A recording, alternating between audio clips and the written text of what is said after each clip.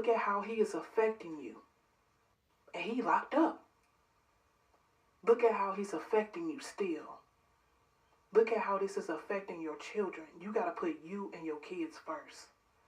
Stop riding for him and ride for them kids. And tell the truth. That's it. Get it off of you. Get it off of you.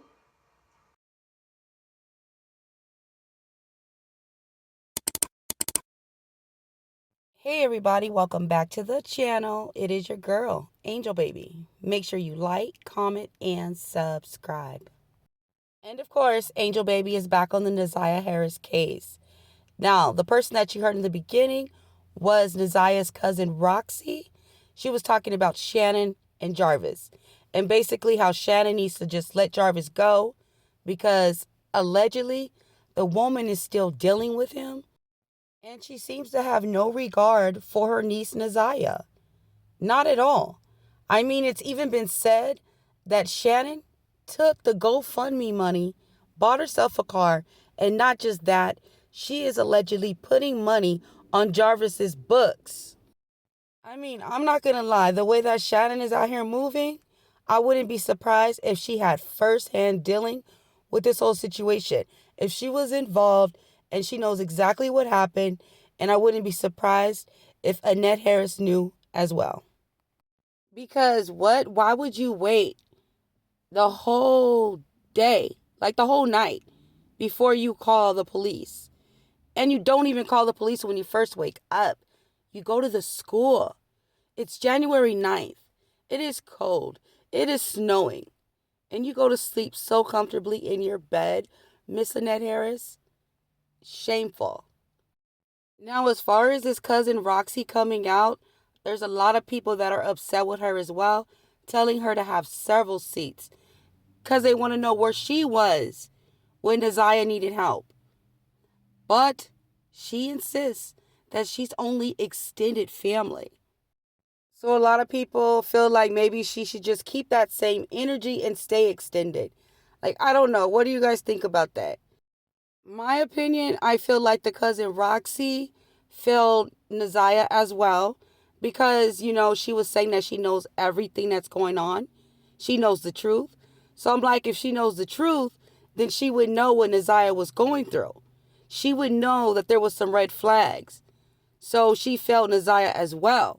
And I feel like all of a sudden, when people look at her like, why weren't you there?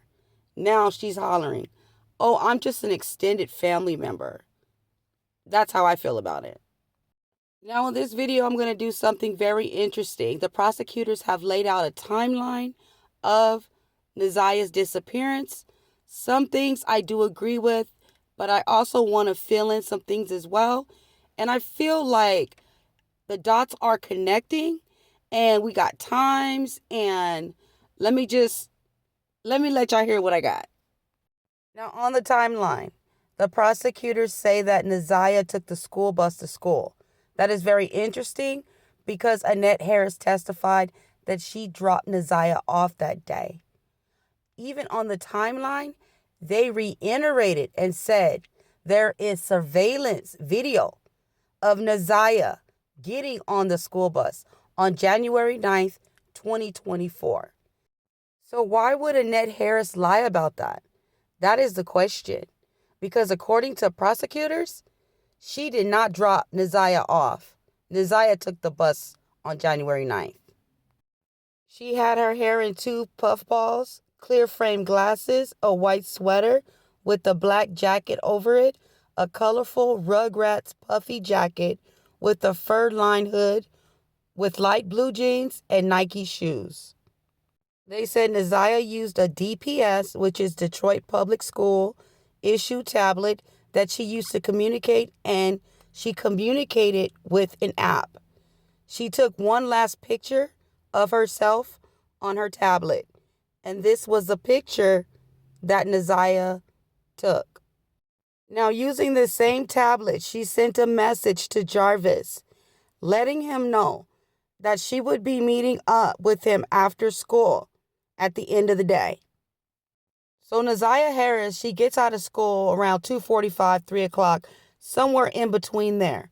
Now, there is a video of her getting out of school at the end of the day in the same clothes that she went to school in. At some time between 3 and we'll say 3:45, she meets up with Jarvis and King. That's when they go back to the auto repair shop. By 4 p.m., they are at Connor Street, which is where Jarvis and King's business is, the auto shop. That is when Jarvis's sister comes to the shop. She sees Naziah and she asks her brother, "Who is our little girl?" Jarvis says, "That's King's niece." There was something wrong with Jarvis's sister's car and she needed to get it fixed. She testified she was there until about 6:30. This is still on January 9th. Naziah is still in the shop. It's Jarvis' sister. It's King. And it's Jarvis. And as Jarvis' sister testified, she just saw this little girl that was sitting in the car on her phone, getting in and out of the car. Okay, so we'll say around 6:35. King, Naziah, and Jarvis, they travel to Ypsilanti to go work on King's people's car. So, between 6:30 and we'll say 9, they go to Ypsilanti, they do the work, and then they come back to the shop. And yes, a witness did testify that, in fact, Jarvis, King, and Naziah came over to her home to fix on her car. And when this woman saw Naziah, she asked King the same question that Jarvis' sister asked him. "Who is this little girl with y'all?" King said that's Jarvis's niece. So we know at least by 9 p.m., King was back at the shop. So Jarvis, they divvy the money, he drops them off. Okay, by 9:30, Jarvis Butts checked into a motel. There's a receipt confirming that, as well as his phone placing him in that location. He checked into the Park Crest Inn, and that is very important because that is basically 2 minutes away from Harper Woods. And Harper Woods is where they found Naziah's clothing. The jacket, the shoes, the pink jumpsuit. Now they're saying at 11:40 p.m., still on January 9th, his phone pinged off a 7 Mile and Berg Road. Okay, and that's over there where they found the clothes. Also, on January 10th, which would have been 1:34 a.m., he pinged over there again. And in my opinion, I feel like at 1:34, that's where he discarded her, because I feel like at 11:40 p.m., he was trying to figure out what he was going to do, and he was trying to figure out where he was going to put Naziah. That's what I feel like. He was scoping different places where he was going to put her. And if you look here, it says that Harper Woods is a very heavily wooded area. I mean, of course, it's called Harper Woods. I mean, you guys, look how close Park Crest Inn is from Harper Woods. I feel like this was premeditated.